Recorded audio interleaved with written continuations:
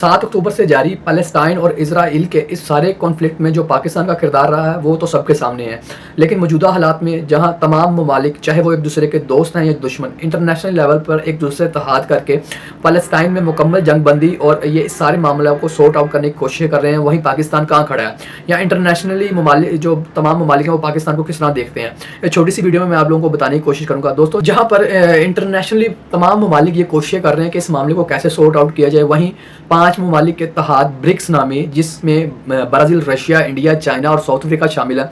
इन ममालिक के इत्तेहाद की जो प्रेसिडेंसी है वो साउथ अफ्रीका के पास है। तो साउथ अफ्रीका के सदर ने एक ऑनलाइन इजलास बुलाया जिसमें चाइना से शी, रशिया से पुतिन, इंडिया से उनके वज़ीर ख़ारजा और साउथ अफ्रीका के सदर ने शिरकत की है। इस इजलास के बाद उनका दो टोक मौक़िफ़ और या उनकी ये डिमांड आई है। पहले तो उन्होंने सब बहुत स्ट्रॉन्ग स्टेटमेंट दिया इसराइल के ख़िलाफ़ और उसके बाद उन्होंने डिमांड रखी है कि हमें फ़लस्तीन में लॉन्ग लास्टिंग सीज़ फायर चाहिए और हमें इंटरनेशनल निगोसिएशन चाहिए टूवर्ड्स दी 2 स्टेट सोल्यूशन।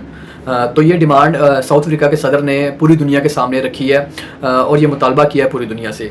इस इजलास से 2 या 3 दिन पहले 8 मुस्लिम ममालिक ने चाइना के कैपिटल बीजिंग में एक इजलास में शिरकत की है और चाइना को कहा गया है कि वो खित्ते में अमन के लिए किरदार अदा करे। ऐसा पहली दफ़ा हुआ है। इससे पहले मशरिक़ वुस्ता के तमाम मसाइल और तमाम अरब कंट्री के मामलात को हल करने के लिए मीडिएटर का जो रोल प्ले करता था वो अमेरिका करता था। चूँकि अमेरिका और उसके इत्तेहादी इस पैलेस्टाइन के इशू में बहुत गहराई तक चले गए हैं, यानी वो इसराइल का साथ देने में आखिरी हद तक चले गए हैं। तो इसीलिए इन तमाम कंट्रीज़, इस्लामिक कंट्रीज़ के बड़ों ने बैठ के सोचा है कि अब जो किरदार अदा करने वो चाइना ही कर सकता है, तो लिहाजा उन्होंने चाइना के इजलास में शिरकत की है। ये 8 ममालिक जिनमें सरफ़हरिस्त सऊदी अरब, फिर जॉर्डन, इजिप्ट और तुर्की, यहाँ तक तो बात समझ आती है क्योंकि ये वो ममालिक है जिनकी बाउंड्री या जिनकी सराउंडिंग में ये अरब टेरिटरी में ये सारी जंग हो रही है और ये लोग डायरेक्टली या इनडायरेक्टली अफेक्ट हैं। तो ये मामले को हल करना चाहते हैं। तो ये तो इनकी तो समझ आती है कि इन्होंने इजलास में शिरकत की। लेकिन इसके अलावा जो कुछ ममालिक हैं जिनमें तुर्की शामिल है, नाइजीरिया शामिल है और इंडोनेशिया शामिल है, इनका तो दूर दूर तक कोई ताल्लुक नहीं है। बहरहाल इन्होंने भी एक किरदार का अपना रोल प्ले किया है और इस सारे मामलात को हल करने में चाइना में इस इजलास में शिरकत करके यानी ये सबूत दिया है कि हम भी इसको हल करना चाहते हैं, इसका परमानेंट सोल्यूशन चाहते हैं। लेकिन अब जो सारी वीडियो बनाने का मकसद था वो बात ये है कि पाकिस्तान इसमें कहीं नज़र नहीं आया।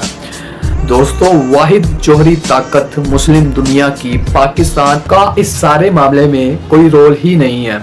ये सवाल हम सबको अपने आप से पूछने की ज़रूरत है कि पाकिस्तान जो मुस्लिम ममालिक की वाहिद एटॉमिक पावर कंट्री है, उसकी लीडरशिप सिरे से ही कहीं मौजूद नहीं है, कोई रोल नहीं है इनका। ये याद रखिएगा कि ये जो मुल्क है पाकिस्तान, ये बना ही ला इलाहा इल्लल्लाह की बुनियाद पर था, यानी कि अल्लाह एक है और अल्लाह के सिवा कोई इबादत के लायक नहीं।